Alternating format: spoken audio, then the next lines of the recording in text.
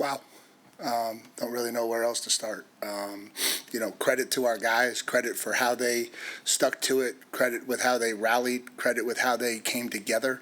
Thought they did a really, really good job of staying positive and keep fighting to the next play. And then, for them to go out in the second half and do what they did, that's championship level football. And obviously the first half we didn't do anything right. But at the end of the day, we came out and we did what we had to do to win a football game. And so, I don't have much else. Questions? Okay. We're going to go to Mark in the front left row. I'm going to ask the question everybody's going to ask. What did you say at halftime? Honestly, not much. Like all we talked about was, we have an identity of who we are. If we play to our identity, we're a good football team. If we start thinking that's not who we are, if we start thinking we're something else, if we start trying to play a different way, that's not us. That's not who we are. And we're a blue-collar team. We're a physical team.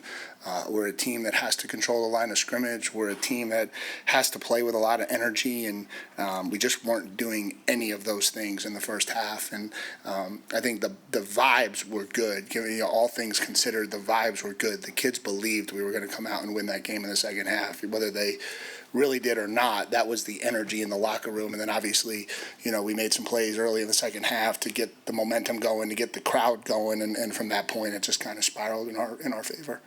We'll stay to the left, second row, Alex. Did you feel like you guys had to play a near perfect second half to win that game? And besides the fumble at the 1 yard line, did you feel like you guys did that for the most part? We still weren't perfect. We still, there's still a lot of things we could have fixed. But yeah, for sure, felt like we had to play near perfect. Down 4 scores at halftime. I think I read somewhere that SEC teams are 0-286 all time in that predicament, and so that's 1-286 now, I guess. We didn't have a lot of margin. We were going to have to score. We were going to have to get stops. We were going to have to keep scoring. And, again, we were able to do that. That's it? No. Thanks, guys. Sorry, Coach. No, it's next. We also was happened offensively. Any thoughts or what you said or what you did, adjustments made defensively to shut them down in the second half? First of all, I didn't tweet anything. That was important. I wouldn't expect you to during a football game. Yeah, me neither. The second thing is, I think we kind of got into some better feel for how they were running things. They did some things a little differently. I thought that was critical and important. I thought that helped. And Coach, any theories or any thoughts on why y'all might have got off to a slow start? I think obviously, we talk about this a lot. If you take your foot off the gas in football will humble you quick. Clearly, we weren't in the mental space we needed to be in to start that game. That's on me. I'm the head football coach. We weren't doing the things on either side of the ball that we needed to do to be successful. That's on me. I'm the head coach. And, this game always finds a way to humble you if you don't do it the way it's supposed to be done. And clearly, we didn't do it the way it was supposed to be done to start that game.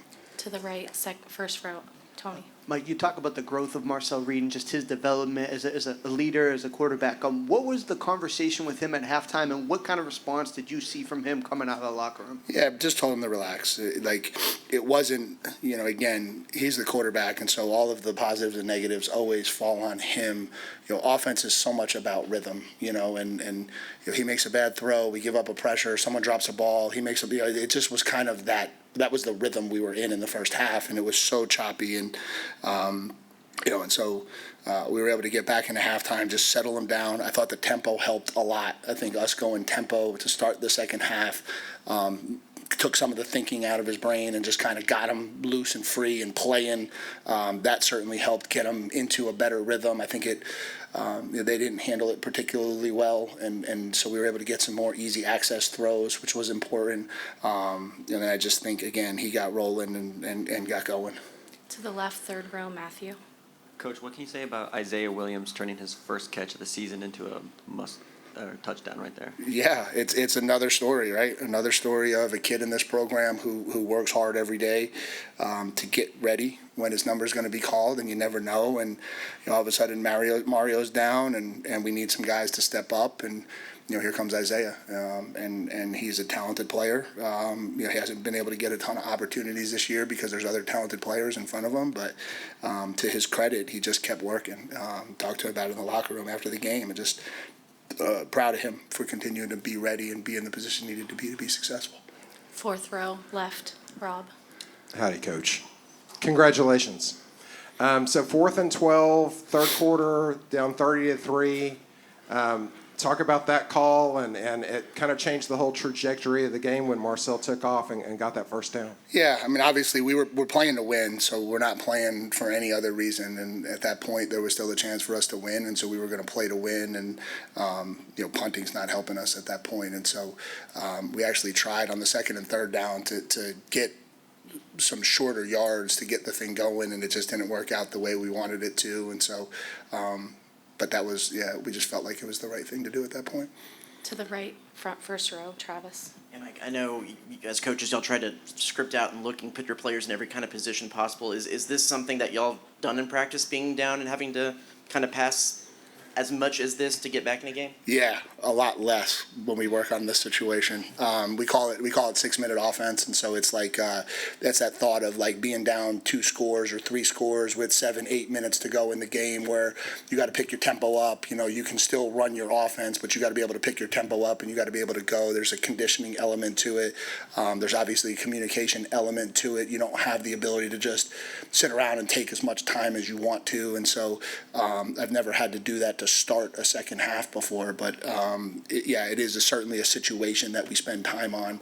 And again, we just had to start it a lot earlier than I've ever had to before. When you have a program like that, how much do you use it? Can a quarterback get comfortable when they've gone through something like that before and done it in practice? Yeah, I mean, obviously it helps, and the more situational football you play, the better it is. I think probably even more so the way we went out and got the stop at the end. That's another time that we've gone out with the game on the line on defense and gotten a stop at the end, and that's another that situation we work a lot more than the first one. But yeah, when you put kids in those situations, you do it so that they're comfortable and they don't panic. And so certainly a lot of the things that we were calling maybe weren't part of the base thoughts in our game plan this week, but they are certainly things we've repped a lot, practiced a lot. We practice them every week, and so we were able to get in them when we needed them and roll with it. And then the final fumble, what was the play call on that? What should have kind of come through? It was a disaster. It's my fault. We'll go to the fourth row, left side, Aiden. Aggies set a record once again today with the most attended game this season. What again is the message to the 12th man who showed up for y'all today and most importantly stayed after halftime to support your team? Yeah, thank you for staying with us. Sorry for what the first half looked like, but in a lot of ways you propelled us to victory in the second. And so, there's not a lot of places where that stadium is going to look like it looked when we come back out after halftime. And so I noticed it obviously in the fourth quarter when the crowd was really going, but then just standing there at the end, sawing them off, and just seeing how full the stadium still was an impressive showing by the 12th man once again. Coach, we'll go all the way in the back, Donna. Coach, when you picked up Nate in the portal, did you envision he'd have this kind of impact for y'all? Yeah, obviously when you go get guys, you think that they're good players. We had a lot of belief in who Nate was, and it was, again, it's kind of our process of evaluating tape and watching him play, and there were some other kids in the portal that honestly we felt like he was a much better player than, and so we went after him really hard. We thought he was going to be able to give us a little bit of both. Obviously he's a more physical kid than he is a wide open wide receiver pass catching type, but we knew he had really good hands. We knew he could play tight end and run routes and catch the ball, and so he gives us a lot. He gives us a lot of value. Visibly more emotional after this one, especially with Marcel. Just watching you celebrate with him. beyond the numbers, the stats, having him as your quarterback, I mean, 439 yards today. But just what does that mean to watch him be able to go out there and do what he did? Yeah, I'm not lost for words very much, but I was lost for words with the team in the locker room after the game. I just, a lot of that emotion was just pride in who they were, how they conducted themselves. There's, again, there's not a lot of teams that have a culture and a core that will just keep going. And again, like even the 80-yard pass before, it just was one after another in the first half, and to not blink and really go into the locker room and still come out in the second half and compete, and then ultimately to score 28 straight points and win a football game that ends with a 99-yard drive. There's just not a lot of words for that. It was really impressive. We'll stay in the back, go next to her, Tyler. You talked about that second half being championship level football. What kind of level of football did you see from Cassius Howell, especially there at the end where it seemed like he made the plays when it mattered the most? Yeah, I think, and I'd be lying if I could tell you who was making the plays at the end. I'm assuming he was in and around the pile. I'd take your word for it. Some of that was a blur a little bit, just trying to get us into the right call. But he's a talented player, and when they got into a situation where they had to throw the ball a little bit more, we were able to kind of get going a little bit with the pass rush. It was such a run-heavy game plan by them, and we knew it would be, and so we weren't really able to do much from a pass rush standpoint early on. But as the game, got open and we got the lead at the end, we were able to kind of turn it loose a little bit, and I think he was able to do the things he's capable of doing. To the right, third row, Christy. I know you always, I'm sure, tell your team to look ahead and not behind if things didn't go well. But what does it say about Reed that he, had a tough first half, and he not only didn't look back, but he had one of the most epic performances in a second half ever to, keep your team on track to where you want to be? Yeah, that's what winners do. I think that's what winners do is they control what they're capable of controlling, right? And you have to have confidence in yourself. You have to have put in a lot of work. You have to have confidence in the people around you. And I think all of that came out today. He's a confident kid. It certainly wasn't lost on him that he wasn't playing very well.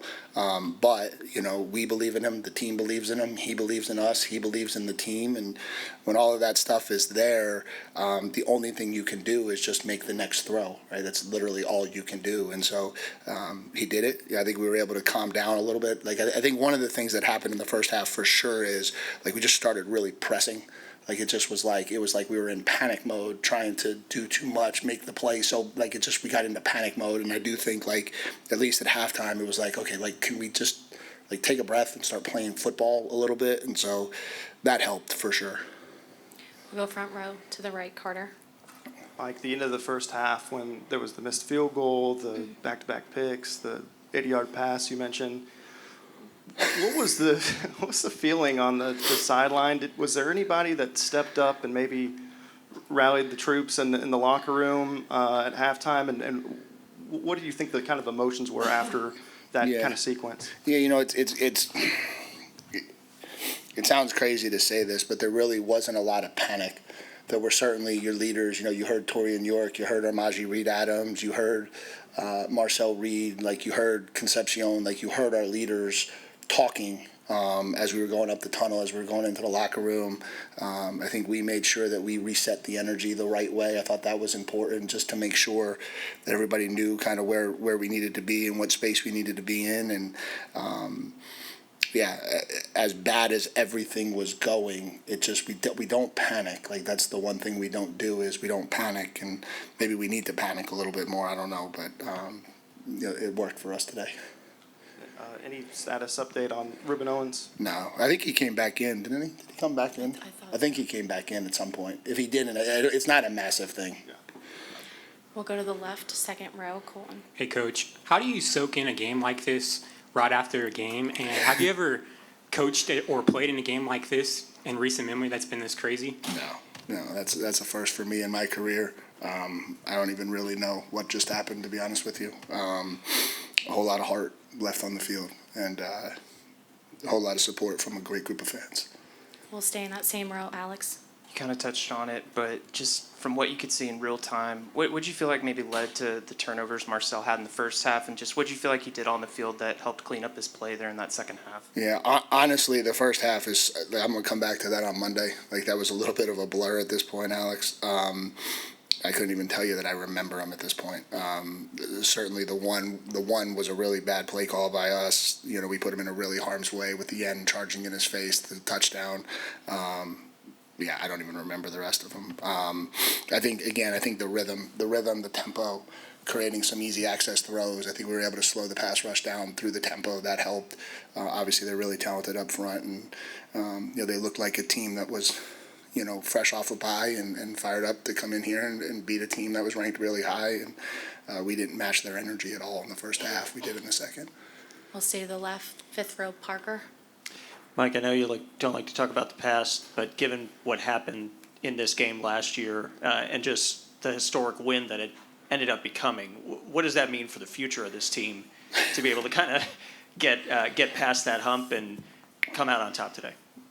Yeah, I mean, certainly it means I'm sure we've accomplished some things today. I think getting to 10 wins is going to set us up to continue playing football and continue chasing the big prizes. I think that they're going to have a confidence and a belief that no matter what the situation in the game is, they're going to have a chance to win because, you know, and then I think hopefully they're going to have an understanding of what it takes to get themselves mentally locked in every week, you know, regardless of what their perception of the game outcome might be, that they better have themselves locked in and ready to play. We'll stay to the left, third row. Hey, Coach. Looking ahead, obviously you got Samford and Texas upcoming, but could you talk about potential college football playoff opponents in the state of Texas, for example, Texas Tech, North Texas? I got no interest in talking about potential playoff opponents. Okay, no problem. We're going to go to the second row. Aaron. Hey, Coach, I was just wondering if anything was said by you or any other coaches to Ashton Bethel-Roman after he dropped that pass and before he caught the touchdown. Just some encouragement, like let's go, like get it together. You'll be all right. Like we're gonna keep coming to you. You know, and you know, again, that's football a little bit, right? You know, some of the worst drops he probably had in his career, and probably one of the best catches he's ever had in his career. And so, just got to keep playing. And then what was your overall assessment from him at 139 yards? Yeah, I mean, obviously critical. The two big plays were huge. I thought Casey had a huge second half. Obviously, Marcel had a huge second half. You know, we were really able to get the passing game unlocked a little bit. All right. I Good. think that's it. Yep. Thank Awesome. you, Coach. Thank you, guys.